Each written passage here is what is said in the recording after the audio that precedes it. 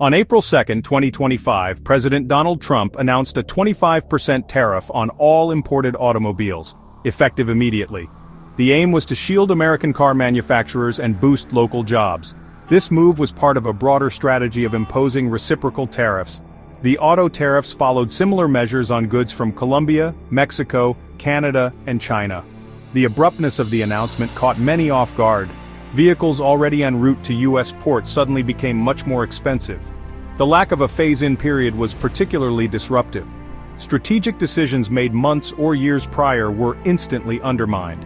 The policy's goal was to protect American manufacturing, but the immediate impact was widespread disruption. The interconnectedness of the modern economy was about to be tested. This single announcement set the stage for intense negotiation and economic adjustment. The full implications would unfold rapidly in the days and weeks that followed. The global automotive industry was now squarely in the crosshairs of this aggressive trade policy. The administration's message was one of decisive action.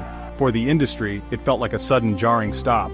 The reaction from international automakers was swift.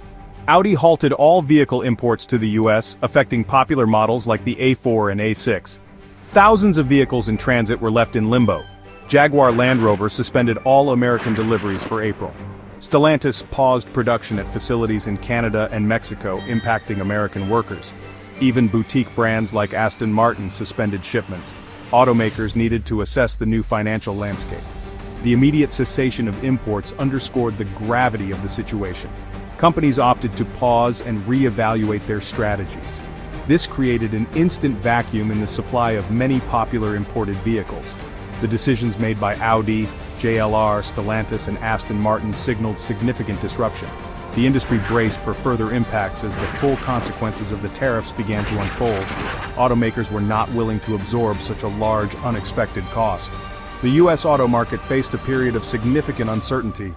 The auto tariffs triggered immediate economic consequences.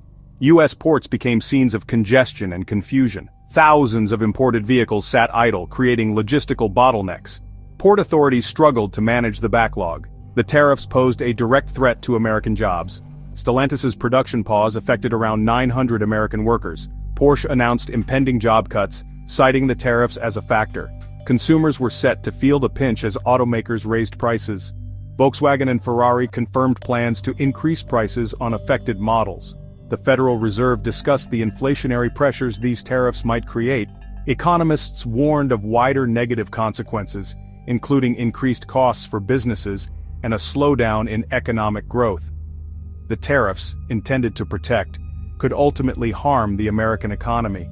The interconnected nature of the auto industry meant that tariffs on imports could harm domestic workers too. The European Union quickly moved to respond to President Trump's tariffs. European Commission President Ursula von der Leyen consulted with industry leaders. Retaliatory tariffs on American goods were high on the agenda.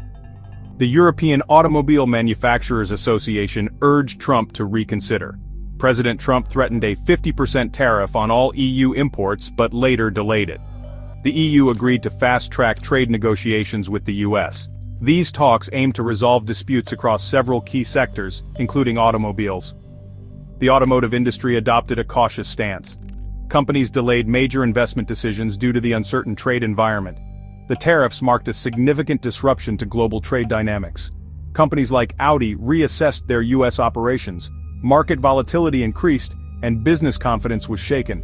The future of the automotive industry appears fraught with uncertainty. The long-term effects will depend on the outcome of ongoing trade negotiations.